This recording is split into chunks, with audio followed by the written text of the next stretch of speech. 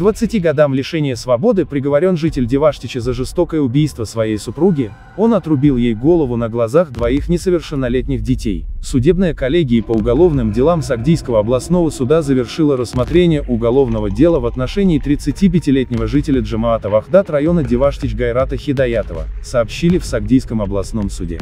Суд признал виновным Хидаятова в совершении преступления, предусмотренного статьей 104 часть 2 пункт Е, убийство, совершенное с особой жестокостью, Уголовного кодекса Таджикистана, и приговорил его к 20 годам лишения свободы.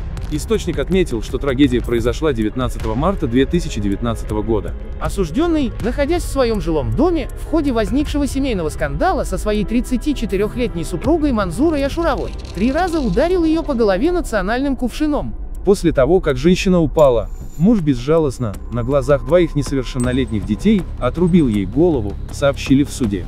Там отметили, что срок наказания Гайрат Хидаятов будет отбывать в колонии строгого режима.